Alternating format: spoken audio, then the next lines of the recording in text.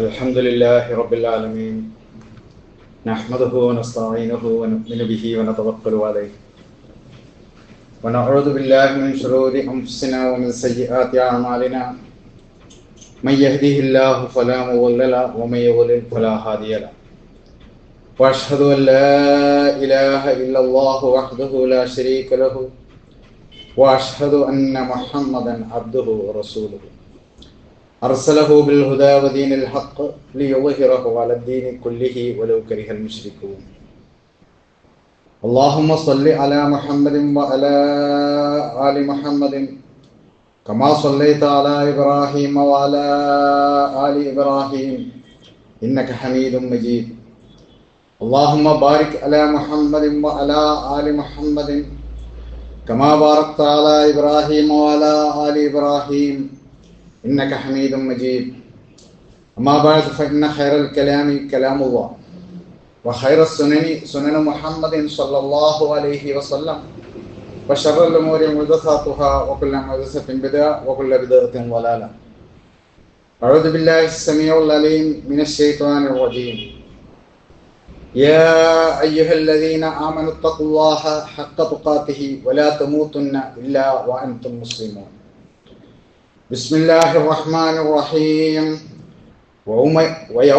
ويوم يعض الظالم على يديه يقول يا ليتني اتخذت مع الرسول سبيلا يا ويلتى ليتني لم أتخذ فلانا خليلا. ബഹുമാന്യരായ സത്യവിശ്വാസിനികളെ സത്യവിശ്വാസികൾ, പടച്ച തമ്പുരാന്റെ നിയമനിർദ്ദേശങ്ങൾ സൂക്ഷിക്കണേ എന്ന് ഉണർത്തുകയാണ്. അള്ളാഹു അവൻ ഇഷ്ടപ്പെടുന്ന മാർഗത്തിൽ ജീവിച്ചു മരിക്കാൻ നമുക്ക് തൗഫീഖ് നൽകുമാറാവട്ടെ.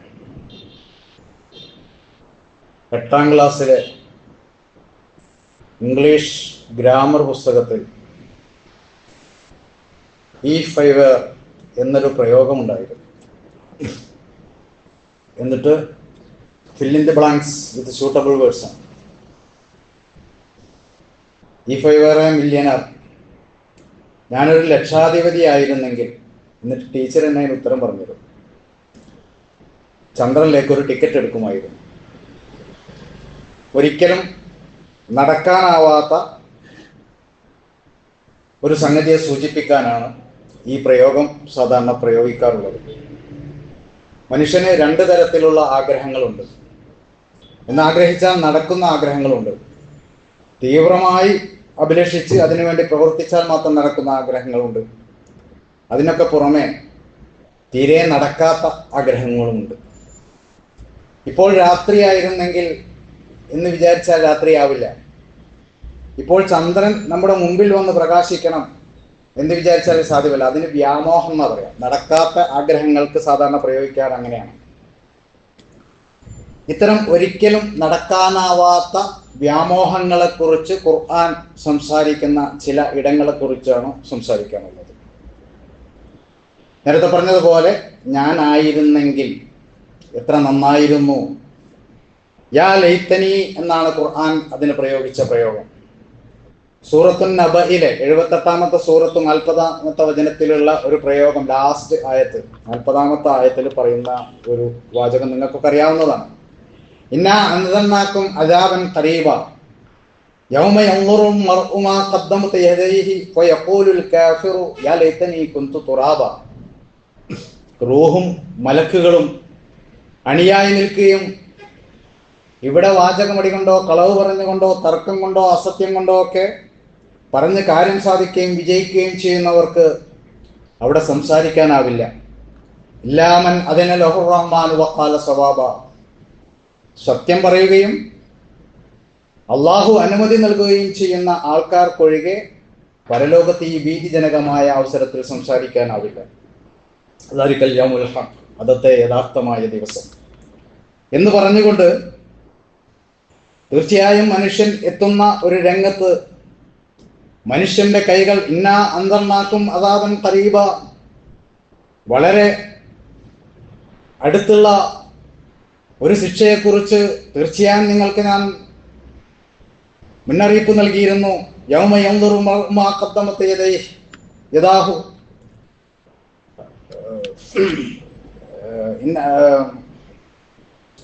ذلك اليوم الحق إلا من أذن الرحمن وقال صواب ذلك اليوم الحق إنا خلقناك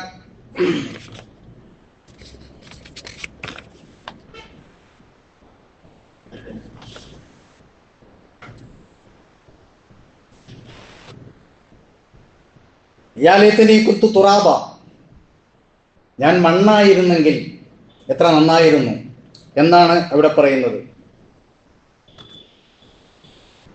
ഇവിടെ സത്യനിഷേധി ഇങ്ങനെ പറയാൻ അവസരമേകിയതിൻ്റെ, ഇങ്ങനെ പറയേണ്ടി വരുന്ന ഒരു സന്ദർഭം, എങ്കിൽ ഞാൻ മണ്ണായിരുന്നെങ്കിൽ ഇതൊന്നും കാണേണ്ടി വരുമില്ലായിരുന്നു, ഇതൊന്നും അനുഭവിക്കേണ്ടി വരുന്നില്ലായിരുന്നു, എൻ്റെ കൈകൾ ചെയ്തതിൻ്റെ ഫലം ഞാൻ അനുഭവിക്കേണ്ടി വരുന്നില്ലായിരുന്നു എന്നൊക്കെ പറഞ്ഞുകൊണ്ട് ഈ ആയത്ത്, സൂറത്ത് നബയിലെ ഈ ആയത്ത് അവതരിക്കാനുള്ള ഒരു അവതരണ ഹേതുമായി അള്ളാഹുവിൻ്റെ റസൂൽ പറഞ്ഞത് അബൂ ഹുറൈറ റളിയല്ലാഹു അൻഹു റിപ്പോർട്ട് ചെയ്യുന്നു.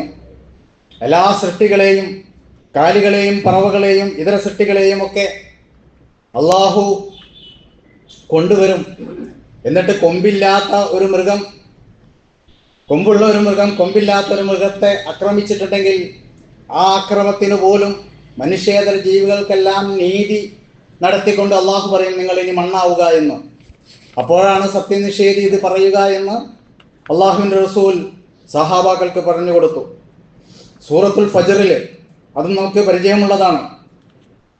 ലോകാവസാന നാളിൻ്റെയും വിചാരണ നാളിൻ്റെയും ഒക്കെ ഭയാനകത പറഞ്ഞുകൊണ്ട് അള്ളാഹു പറയുന്നു, കല്ല ഇദാ ദുഃഖത്തിൽ അള്ളു ദക്കൻ ദക്ക വജാഅ റബ്ബുക വൽ മലകു സഫൻ സഫാ. മലക്കുകൾ ഭൂമി പൊടിയടിയായി പൊടിക്കപ്പെടും. അള്ളാഹു നിന്റെ രക്ഷിതാവും മലക്കുകളും അണിയനായി നിർത്തപ്പെടും. എന്നിട്ട് നരകം കൊണ്ടുവരപ്പെടും. ഭയാനകമാണ് ആ അവസ്ഥ. 70,000 മലക്കുകൾ കടിഞ്ഞാണിട്ട് പിടിച്ചിട്ടും എനിക്ക് വിശക്കുന്നു എന്ന് പറഞ്ഞുകൊണ്ട് അള്ളാഹുവിന്റെ സന്നിധിയിലേക്ക് കുതറിച്ചാടാൻ വെമ്പുന്ന ഒരു നരകത്തെക്കുറിച്ച് അള്ളാഹുവിന്റെ റസൂൽ പരിചയപ്പെടുത്തി തന്നിട്ടുണ്ട്. കന്നഹു ജിമാലത്തുൻ സുഫർ, ഒരു തീപ്പൊരി എങ്ങാൻ പൊന്തിയാൽ ഒരു ചുവന്ന ഒട്ടകം ഇങ്ങനെ പൊന്തിപ്പോയതാണെന്ന് തോന്നുമാറ് തീപ്പൊരി നരകം കൊണ്ടുവരപ്പെടുകയും ചെയ്യുമ്പോൾ യഖൂലു യാ ലൈതനി ഖദ്ദംതു ലിഹയാതി, എൻ്റെ ജീവിതത്തിന് എനിക്ക് എന്തെങ്കിലും ചെയ്തു വെച്ചിരുന്നെങ്കിൽ നന്നായിരുന്നു, എന്തെങ്കിലും സൽക്കർമ്മങ്ങൾ ചെയ്തിരുന്നെങ്കിൽ നന്നായിരുന്നു. ഇങ്ങനെ ഓർമ്മിച്ചിട്ട് അന്നേരം ഫലമില്ല. ഇപ്പോൾ പ്രവർത്തിക്കേണ്ടതിനെ കുറിച്ചാണ് വളരെ ഗൗരവമായി ഖുർആൻ ഇത് സൂചിപ്പിക്കുന്നത്.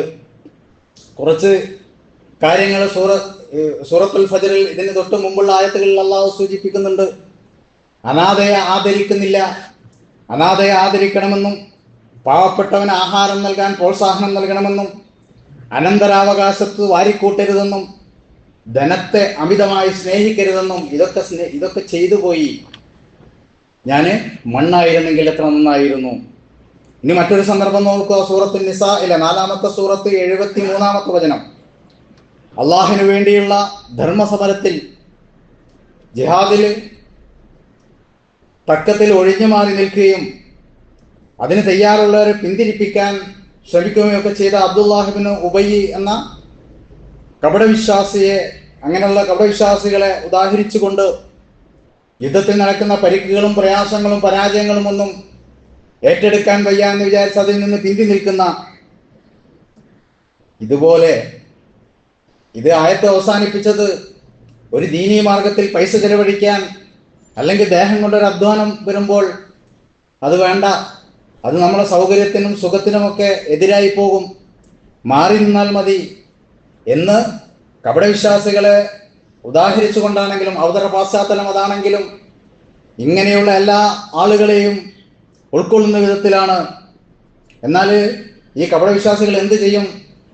യുദ്ധത്തിൽ ജയമാണ് ആളുകൾക്കുള്ളതെങ്കിൽ, മുസ്ലിങ്ങൾക്കുള്ളതെങ്കിൽ, ഗനീമത്ത് സ്വത്ത്, യുദ്ധാർജിത സമ്പത്ത് ഇങ്ങനെ സഹാബികൾക്ക് കിട്ടുമ്പോൾ അവരാലോചിക്കും, പക്ഷേ ഇത് ചെയ്തിരുന്നെങ്കിൽ നന്നായിരുന്നു, യുദ്ധം ചെയ്തിരുന്നെങ്കിൽ അവരോടൊപ്പമായിരുന്നെങ്കിൽ നന്നായിരുന്നു.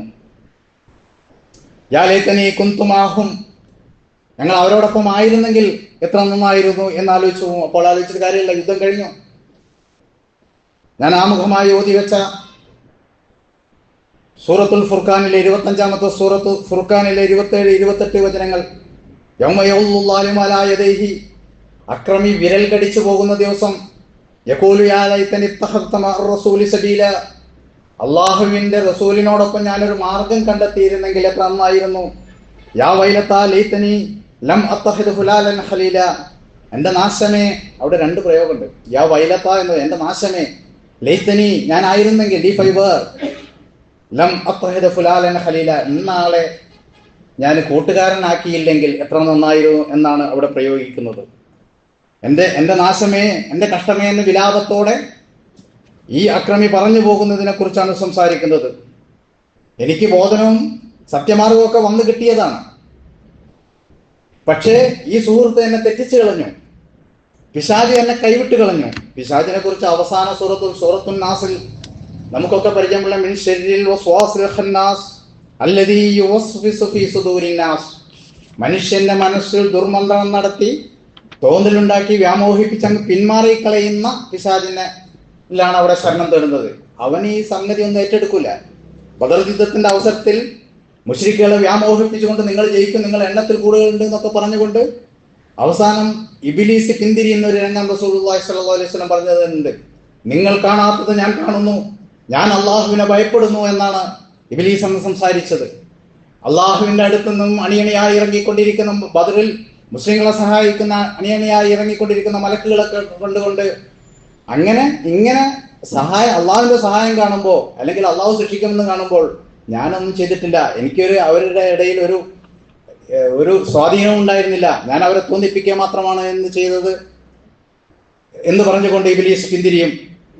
അതുകൊണ്ട് ഇതേപോലെ യാ വൈലത്തനാ മാ ലിഹാദൽ കിതാബ് ലാ യുഗാദിറു സഗീറതൻ വലാ കബീറതൻ ഇല്ലാ അഹ്സാഹാ, സൂറത്തുൽ കഹ്ഫിൽ 18-ാമത്തെ സൂറത്തിൽ 49-ാമത്തെ വചനത്തിൽ ഓരോരുത്തരുടെയും കർമ്മ പുസ്തകം കയ്യിൽ കൊടുത്തുകൊണ്ട് നന്മ തിന്മകൾ എന്തൊക്കെയാണ് ചെയ്തതെന്ന് ആ രേഖ നമുക്ക് നൽകപ്പെടുമ്പോൾ കുറ്റവാളികൾ പറയും, എന്ത്, യാ വൈലത്തനാ മാ ലിഹാദൽ കിതാബ്, ഇതെന്തൊരു ഗ്രന്ഥമാണ്, ലാ യുഗാദിറു സഗീറതൻ വലാ കബീറതൻ, ചെറുതും വലുതുമായ ഒന്നും ഇതിൽ വിട്ടേച്ചു പോയിട്ടില്ലല്ലോ എന്ന് പറയും. സത്യപ്രബോധനത്തിന് ചെവി കൊടുക്കാതെ അന്യരുടെ തെറ്റായ പ്രേരണയ്ക്ക് വശംവദരായി അവരുടെ ചൊൽപ്പടിക്ക്, തെറ്റായ സുഹൃത്തുക്കളുടെ ചൊൽപ്പടിക്കൊക്കെ നിന്ന് നന്മയിൽ നിന്ന് അകന്നു പോകുന്ന എല്ലാവർക്കും ഈ ആയത്തിന്റെ എല്ലാവരും ഈ ആയത്തിന്റെ പരിധിയിൽ വരും എന്ന് നമ്മൾ ഓർക്കേണ്ടതുണ്ട്. ഈ ആയത്തിന്റെ അവതരണ ഹേതുവായി സബബുൻ നുസൂലായി തഫ്സീറിന്റെ ഗ്രന്ഥങ്ങൾ രേഖപ്പെടുത്തുന്നത് ഉഖബത്ത് എന്നൊരാള് സാധാരണ റസൂലുള്ളാഹി സ്വല്ലല്ലാഹു അലൈഹി വസല്ലമയുടെ അടുത്ത് വരാറുണ്ടായിരുന്നു. അങ്ങനെ ഒരു ദിവസം ഭക്ഷണത്തിന് ക്ഷണിച്ചു. ഭക്ഷണത്തിന് ക്ഷണിച്ചപ്പോൾ നബിക്ക് ആ ഭക്ഷണത്തിന് വരാൻ പ്രേരണ ഉണ്ടാവാൻ വേണ്ടിയിട്ട് ഇയാൾ അശ്ഹദു അല്ലാ ഇലാഹ ഇല്ലല്ലാഹ് എന്നുള്ള ഷഹാദത്ത് കലിമ ചൊല്ലി. അപ്പോൾ ഇദ്ദേഹത്തിന്റെ ഒരു സുഹൃത്തായ ഉബയ്യ് ഇബ്നു ഖലഫ് കളിയാക്കി ഇദ്ദേഹത്തെ, നീ എന്താണ് ഇങ്ങനെ മുസ്ലിമായത്? അപ്പൊ ഞാൻ മുസ്ലിമായതൊന്നുമല്ല, നബിന്റെ ക്ഷണം സ്വീകരിച്ചിന്റെ അടുത്ത് എത്തണം എന്നൊരു പ്രേരണക്ക് വേണ്ടി ചെയ്തതാണ് എന്ന് പറഞ്ഞപ്പോൾ, അങ്ങനെയാണെങ്കിൽ ഈ മുഖത്ത് തുപ്പുകയും പിരടിക്ക് ചവിട്ടുകയും ചെയ്യണം എന്ന് പറഞ്ഞുകൊണ്ട് ഈ ഉഖബ അങ്ങനെ ചെയ്തതായി ചരിത്ര ഗ്രന്ഥങ്ങളിൽ പറയുന്നു. എന്നിട്ട് പ്രവാചകൻ പറയുന്നുണ്ട്, നീ മക്കയിൽ നിന്ന് പുറത്തു കടക്കുകയാണെങ്കിൽ നിന്റെ തല വാളിനിടയാവുമെന്ന് റസൂലുള്ളാഹി സ്വല്ലല്ലാഹു അലൈഹി വസല്ലം പറഞ്ഞതിന്റെ ആ പ്രവചനം സത്യമായി പിളരുന്നത് ബദറിൽ നമ്മൾ കാണുകയാണ്. അലി റളിയല്ലാഹു അൻഹുവിന്റെ വാളിനിരയായി അദ്ദേഹം മരിക്കുകയാണ്. ഇതേപോലെ സുഹൃത്തും ഉബയ്യ് ഇബ്നു ഖലഫും ഉഹുദ് യുദ്ധത്തിൽ നബി സല്ലല്ലാഹു അലൈഹി വസല്ലമയുടെ കുന്തത്തിന് തന്നെ ഇരയാവേണ്ടി വന്നു. അപ്പോ തെറ്റായ കൂട്ടുകാരെ കുറിച്ച് നബി സല്ലല്ലാഹു അലൈഹി വസല്ലം പറഞ്ഞു, യഹ്ശറുൽ മർഉ അലാ ദീനി ഖലീലിഹി, കൂട്ടുകാരന്റെ മതത്തിലായിക്കൊണ്ടായിരിക്കും നാളെ അള്ളാഹു നിങ്ങളെ ഉയർത്തെഴുന്നേൽപ്പിക്കുക. അപ്പൊ അതുകൊണ്ട് ആരെയാണ് ചങ്ങാതികളാക്കുന്നത് എന്ന് നമ്മൾ ആലോചിച്ചു കൊള്ളട്ടെ. അപ്പോൾ അന്ന് വിരൽ കടിക്കേണ്ടി വരും, യാ ലൈതനി എന്ന് പറയേണ്ടി വരും എന്നാണ് ഇവിടെ സൂചിപ്പിക്കുന്നത്. ഇനി സത്യനിഷേധികളെ അള്ളാഹു ശപിച്ചിരിക്കുന്നു, ജ്വലിക്കുന്ന നരകത്തിൽ അവർക്ക് ശാശ്വതമായി വാസമുണ്ട്, ഒരു സഹായവുമില്ലാതെ അവരവിടെ കഴിയേണ്ടി വരും എന്നൊക്കെ പറഞ്ഞതിന് ശേഷം മുഖങ്ങൾ നരകത്തിൽ കീഴ്മേൽ മറിക്കുന്ന ഒരു ദിവസത്തെക്കുറിച്ച് സൂറത്തുൽ അഹ്സാബ് 33-ാമത്തെ സൂറത്തിൽ 66-ാമത്തെ ആയത്തിൽ അള്ളാഹു പറയുന്നു, യാ ലൈതന അതാഅന അല്ലാഹ വഅതാഅന റസൂല, ഞാൻ അള്ളാഹുവിനെയും അവന്റെ റസൂലിനെയും അനുസരിച്ചിരുന്നെങ്കിൽ എത്ര നന്നായിരുന്നു എന്ന്. തുടർന്ന് ആ സൂറത്തിൽ വിശദീകരിക്കുന്നത്, ഞങ്ങൾ നേതാക്കന്മാരെയാണ്, പ്രമുഖന്മാരെയാണ്, ഞങ്ങളുടെ കൂട്ടത്തിൽ പ്രമുഖന്മാരെയാണ് അനുസരിച്ചു പോയത്, അതിൽ നിന്ന് വ്യത്യസ്തമായി ഞങ്ങൾ അള്ളാഹും റസൂലും പറഞ്ഞത് കേട്ടിരുന്നെങ്കിൽ എന്ന് അവിടെയും അവർ വിരൽ കടിക്കും. ഇനി സൂറത്തുൽ ഹാക്കയിൽ വമ്മാമൻ ഊതിയ കിതാബഹു ബിശിമാലിഹി വയഖൂലു യാ ലൈതനി ഊത കിതാബിയ, വലത് കൈയിൽ ഗ്രന്ഥം നൽകപ്പെട്ട തൃപ്തികരമായ ജന്നത്തില് വളരെയധികം അള്ളാഹുവിന്റെ അനുഗ്രഹമായി കഴിയുമ്പോൾ ഇടത് കൈയിൽ ഗ്രന്ഥം നൽകപ്പെടുന്നവരെ കുറിച്ച് അന്നേരം അവർ പറയുന്ന ലാ ലൈതനി ഊത കിതാബിയ, എനിക്ക് ഈ പുസ്തകം കിട്ടിയില്ലെങ്കിൽ എത്ര നന്നായിരുന്നു, ധനവും അധികാരവും ഒന്നും എനിക്ക് പ്രയോജനപ്പെട്ടിട്ടില്ലല്ലോ, ഇപ്പൊ ഞാൻ ചെയ്ത ചെറിയ ചെറിയ കാര്യങ്ങൾ പോലും, തെറ്റായി ചെയ്ത കാര്യങ്ങൾ പോലും ഇതിൽ നോട്ട് ചെയ്തിട്ടുണ്ടല്ലോ. നമുക്കറിയാം, കുറച്ചു കാലം മുന്നേ നമ്മള് ടേപ്പ് റെക്കോർഡ് ചെയ്യുന്നത് ക്രോമിയം ഡയോക്സൈഡ് ഒരു പ്രത്യേക അനുപാതത്തിൽ ഓലയിൽ തേച്ചുകൊണ്ടാണ് അത് റെക്കോർഡിങ് നടക്കുന്നത്. ഈ ക്രോമിയം ഡയോക്സൈഡ് വേണ്ടുവോളം ഈ ലോകത്തുണ്ട്. ഇനി ഇപ്പോൾ കാർബണാണ് ഏറ്റവും ഗ്രാഫൻഡ എന്ന് പറഞ്ഞ ഫിസിക്സിൽ നോബൽ സമ്മാനം നേടിയ ഏതാനും വർഷങ്ങൾക്ക് നോബൽ സമ്മാനം നേടിയ ഏറ്റവും കനം കുറഞ്ഞ ചിപ്പുകൾ കൊണ്ട്, കാർബൺ കൊണ്ട് ചിപ്പുകൾ ഉണ്ടാക്കുന്നതിനെ കുറിച്ചാണ് ഗവേഷണം നടത്തിയവർക്കാണ് അത് കിട്ടിയത്. അപ്പൊ ഇത് റെക്കോർഡിംഗ് സംവിധാനമൊക്കെ ഇവിടെ ഉണ്ട്, വളരെ കൃത്യമാണ്, അള്ളാഹുവിന് ഇത് എളുപ്പമാണ്. അതുകൊണ്ട് എനിക്ക് എൻ്റെ അധികാരവും ധനവും ഒന്നും പ്രയോജനപ്പെട്ടില്ലല്ലോ എന്നവർ വിരൽ കടിക്കും. ഇങ്ങനെ 7 സന്ദർഭങ്ങളിലാണ് ഈ പ്രയോഗം ഖുർആൻ പ്രയോഗിച്ചത്. ഇതൊക്കെ പരലോകത്ത് ഇനി ചെയ്യാൻ അവസരമില്ലാതെ നമ്മൾ വിരൽ കടിക്കുന്ന അവസരത്തെക്കുറിച്ചാണ്. അള്ളാഹു ഈ ലോകത്ത് നന്നായി പ്രവർത്തിക്കാനും വിരൽ കടിക്കേണ്ട അവസരമില്ലാതിരിക്കാനും അവൻ തുണയ്ക്കുമാറാവട്ടെ.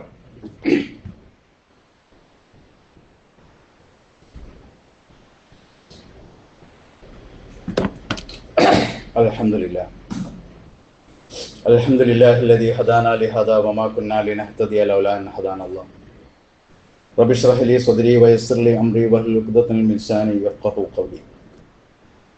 ബഹുമാന്യരായ സഹോദരങ്ങളെ, ഉസീക്കും സാനിയം ബി തഖ്വ, ഒരിക്കൽ കൂടി അള്ളാഹുവിനെ സൂക്ഷിക്കണേ എന്ന് നിർത്തുകയാണ്. ഇനി ചില നബിവചനങ്ങളിലും ഈ പ്രയോഗം നമുക്ക് കാണാൻ സാധിക്കും. ഒരിക്കൽ നബി സല്ലല്ലാഹു അലൈഹി വസല്ലം പറഞ്ഞു, ഒരാൾക്ക് 3 കുട്ടികൾ ഉണ്ടാവുകയും അവർ മരണപ്പെടുകയും എന്നിട്ട് അങ്ങനെ മരണം സംഭവിക്കുകയാണെങ്കിൽ അവർ ക്ഷമിക്കുകയും ചെയ്താൽ അയാൾക്ക് സ്വർഗമുണ്ട്, അവൻ സ്വർഗത്തിലാണ്. അപ്പോ വഖാമത്ത് ഇംറഅത്തു, അപ്പോൾ ഒരു പെണ്ണ് എഴുന്നേറ്റ് നിന്നിട്ട് ചോദിച്ചു, 2 കുട്ടികളാണെങ്കിലോ? അവൻ നബി സല്ലല്ലാഹു അലൈഹി വസല്ലം 2 കുട്ടികളാണെങ്കിലും മരിച്ചിട്ട് ക്ഷമിച്ചാൽ സ്വർഗമുണ്ട്. അപ്പോൾ അവിടെ ആ സ്ത്രീ പറയുന്നതിനെ കുറിച്ചാണ്, ലാ യതനി ഖുൽതു വാഹിദ, ഒരു കുട്ടിയായിരുന്നെങ്കിൽ എന്ന് ചോദിച്ചാൽ മതിയായിരുന്നു എനിക്ക് എന്ന് തോന്നിപ്പോയി എന്ന് ആ സ്ത്രീ പറയുന്നുണ്ട്. മറ്റൊരിക്കല് ഖുസാ ഗോത്രത്തിലെ ഒരാള് മുസ്ലിം ഉദ്ധരിച്ച ഹദീസാണ്, ലൈതനി സ്വല്ലൈത്, നിസ്കരിച്ച് ഞാനിങ്ങനെ ആത്മഹർഷം നേടിയിരുന്നെങ്കിൽ, ഒരു സന്തോഷം നേടിയിരുന്നെങ്കിൽ എന്നിങ്ങനെ പറഞ്ഞപ്പോൾ ആളുകളൊക്കെ അയാളെ തുറച്ചു നോക്കി. ആത്മഹർഷം നേടണം നിസ്കരിച്ചിട്ട്. അപ്പോൾ അദ്ദേഹം പറയുന്നുണ്ട്, അങ്ങനെ ചുറ്റുമുള്ളവർ കണ്ണു തുറപ്പിച്ച് നോക്കിയപ്പം നബി സല്ലല്ലാഹു അലൈഹി വസല്ലം പറഞ്ഞു, അഖിമി സ്വലാത്ത് യാ ബിലാൽ അരിഹ്നാ ബിഹാ, ബിലാലെ നമസ്കാരത്തിന് ഇഖാമത്ത് കൊടുക്ക്, ഞാനൊന്ന് ആത്മനിർവൃത്തി കൊള്ളട്ടെ എന്ന് നബി സല്ലല്ലാഹു അലൈഹി വസല്ലം പറഞ്ഞു. അപ്പോഴേ അവിടെയും ഞാൻ അങ്ങനെ ചെയ്തിരുന്നെങ്കിൽ, ചെയ്ത് കഴിഞ്ഞു പോയ അവസരത്തെക്കുറിച്ച് അദ്ദേഹം ഖേദിക്കുന്നതിനെ കുറിച്ചാണ് അവിടെ ഹദീസിൽ ആ പ്രയോഗമുള്ളത്. പിന്നെ മുസ്ലിം ഉദ്ധരിച്ച മറ്റൊരു ഹദീസ്, ഈ ദുനിയാവ് അവസാനിക്കുകയില്ല. നമ്മളിങ്ങനെ ഖബറിന്റെ അടുത്ത് കൂടി നടക്കുകയാണെങ്കിൽ ഈ ഖബറിൽ കിടക്കുന്ന ആള് ഞാൻ ആയിരുന്നെങ്കിൽ എന്ന് ആഗ്രഹിച്ചു പോകും. അതൊന്നും നടക്കാത്ത കാര്യമാണല്ലോ. അത്രമാത്രം ഇത് ദീനിന്റെ പേരിലല്ല, ഈ ലോകത്ത് ജീവിക്കാനുള്ള സങ്കീർണതയുടെ പേരിൽ മനുഷ്യൻ അങ്ങ് ആഗ്രഹിച്ചു പോകുന്നത് വരെ ഖിയാമത്ത് നാൾ വരില്ല എന്ന് അള്ളാഹുവിന്റെ റസൂൽ പറഞ്ഞു. ബുഖാരിയുടെ ഒരു ഹദീസ്, അതിന്റെ വിശദീകരണത്തിൽ 1-2 ഹദീസുകളുണ്ട്. ഭൂമിയുടെ പുറംഭാഗത്തേക്കാൾ ഉള്ളിലായിരിക്കും നല്ലത് എന്ന്. അതുപോലെ ഇവിടെ ജീവിക്കുന്നതിലും ഭേദം തീക്കനൽ കൈ പിടിച്ചിട്ട് നിൽക്കുകയാണ് എന്ന് പറയുമാറ് നമ്മളൊന്ന് ആലോചിച്ച് നോക്കിയാൽ മതി. ജീവിതം എളുപ്പമാക്കാൻ വേണ്ടിയിട്ട് എന്തൊക്കെ ഞാൻ പലപ്പോഴും പറയാറുള്ളതാണ്. വേഗം എത്താനുള്ള വാഹനങ്ങളുണ്ട്, മറ്റെല്ലാ സൗകര്യങ്ങളും, തണുപ്പിക്കാനുള്ള സംവിധാനമുണ്ട്. നമ്മൾ കണ്ടുപിടിക്കുന്ന സംഗതികളൊക്കെ നമ്മുടെ എളുപ്പത്തിനുള്ളതാണ്. അടുക്കളയിലെ പണികളാണെങ്കിലോ അതൊക്കെ ലഘുവാക്കാനും എളുപ്പമാക്കാനുള്ള സംവിധാനങ്ങളാണോ ആണ് കണ്ടുപിടിച്ചത്. പക്ഷെ നമുക്ക് സമയമുണ്ടോ? അപ്പൊ എന്താണ് ഇവിടെ സംഭവിച്ചു കൊണ്ടിരിക്കുന്നത്? നമ്മൾ എന്തിനു വേണ്ടിയാണോ ഈ ദുനിയാവിന് വേണ്ടി പെടാപ്പാടുപെടുന്നത്, അത് ഈ ഒരു സ്വസ്ഥത കിട്ടണ്ടേ, അല്ലെങ്കിൽ സമയം കിട്ടണ്ടേ, അല്ലെങ്കിൽ എളുപ്പം കിട്ടണ്ടേ? അത് കിട്ടാതെ ഇങ്ങനെയുള്ള അവസ്ഥയെക്കുറിച്ച് നമ്മൾ ആലോചിച്ച് നോക്കേണ്ടതാണ്. ഇനി ഇബ്നു തൈമിയ്യ ഒരിക്കൽ ഈ പ്രയോഗം നടത്തുന്നുണ്ട്. ഞാൻ വിശുദ്ധ ഖുർആനിന്റെ പഠന ഗവേഷണങ്ങളിൽ മാത്രം മുഴുകിയിരുന്നെങ്കിൽ എന്നാണ് അദ്ദേഹം. നിങ്ങൾക്കറിയാം, ക്രിസ്ത്യാനികൾക്കെതിരെ മറുപടി കൊടുക്കാൻ വന്നിട്ടുണ്ട്. ഇസ്ലാമിന് നേരെ വരുന്ന സംശയങ്ങൾക്ക് ഉത്തരം പറയാൻ വേണ്ടിയിട്ട് ഇതൊക്കെ ഖുർആൻ ഉപയോഗിച്ച് തന്നെയാണ് അദ്ദേഹം പഠിച്ചത്. പക്ഷെ എന്നിരുന്നാലും ഖുർആനിൽ മാത്രം ഇങ്ങനെ ഗവേഷണം നടത്തി അതിനെക്കുറിച്ച് ചിന്തിച്ച് ഞാൻ കഴിഞ്ഞിരുന്നെങ്കിൽ ഇതിനേക്കാൾ എനിക്ക് മെച്ചമായിരുന്നു എന്ന് ഇബ്നു തൈമിയ്യ പറയുന്നത്. അപ്പൊ നമ്മൾ ഇഹലോകത്തിന്റെ കാര്യത്തിൽ ആലോചിച്ച് നോക്കും. ചെയ്തു പോയ കുറേ സംഗതി അന്ന് അങ്ങനെ ചെയ്തിരുന്നില്ലെങ്കിൽ. ഇപ്പൊ ഒരു 3-4 ദിവസം തണുത്ത മാങ്ങ തിന്നത് കൊണ്ടാണ് തൊണ്ട ഇങ്ങനെ വന്നത്. ഞാൻ ആലോചിച്ചിട്ട് കാര്യമുണ്ടോ? ആ തണുത്ത മാങ്ങ തിന്നിരുന്നില്ലെങ്കിൽ, ഇങ്ങനെ ഒരു ഉദാഹരണം മാത്രം പറഞ്ഞതാണ്.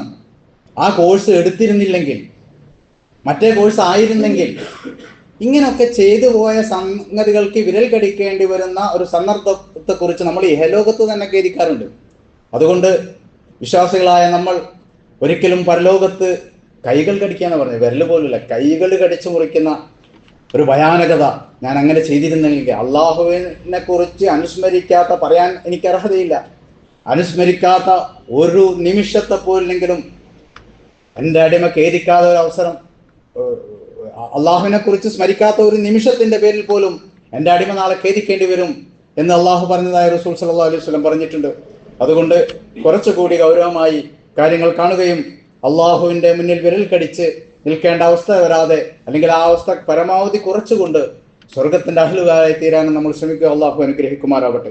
അള്ളാഹുവെ, ഞങ്ങളുടെ മനസ്സിന് സ്വസ്ഥതയും സമാധാനവും തരണമേ തമ്പുരാൻ. മനസ്സിലെ നല്ല ആഗ്രഹങ്ങളെ നീ പൂർത്തിയാക്കി തരണമേ അള്ളാഹുവെ. ഞങ്ങളുടെ പോരായ്മകൾ നീ പുറത്തു തരികയും ഞങ്ങളുടെ സങ്കടങ്ങളെയും കടങ്ങളെയും നീ കണ്ടറിയുകയും ചെയ്യണമേ നാഥ. മക്കളില്ലാതെ പരീക്ഷിക്കപ്പെട്ടവരും മക്കളെ കൊണ്ട് പരീക്ഷിക്കപ്പെട്ടവരുമുണ്ട്. അവരുടെയൊക്കെ പരീക്ഷണങ്ങളെ നീ എളുപ്പമാക്കി കൊടുക്കണേ അള്ളാഹുവെ. അസ്വസ്ഥതകളും ഉറക്കമില്ലായ്മയും ഒക്കെ നമ്മളെ തളർത്തുന്നുണ്ട്. പലപ്പോഴും വിചാരിച്ച കാര്യങ്ങളും നേടാതെ നമ്മൾ എവിടെയൊക്കെ ആയി പോകുന്നുണ്ട്. സോഷ്യൽ മീഡിയയിൽ അധിക സമയം ഉപയോഗിച്ചു പോകുന്നുണ്ട്. ഇതിൽ നിന്നൊക്കെ ഞങ്ങൾക്ക് കാവൽ നൽകണേ അള്ളാഹുവെ.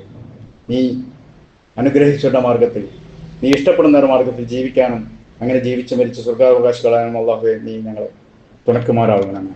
അല്ലാഹുമ്മ ഗ്ഫിർ ലിൽ മുഅ്മിനീന വൽ മുഅ്മിനാത്ത് വൽ മുസ്ലിമീന വൽ മുസ്ലിമാത്ത് അൽഅഹ്യാഉ മിൻഹും വൽ അംവാത്ത് ഇന്നക മുജീബു ദഅവാതി യാ ഖാദിയൽ ഹാജാത്ത്. اللهم اجرنا من النار اللهم اجرنا من النار اللهم اجرنا واجر والدينا من النار. ربنا آتنا في الدنيا حسنة وفي الآخرة حسنة وقنا عذاب النار.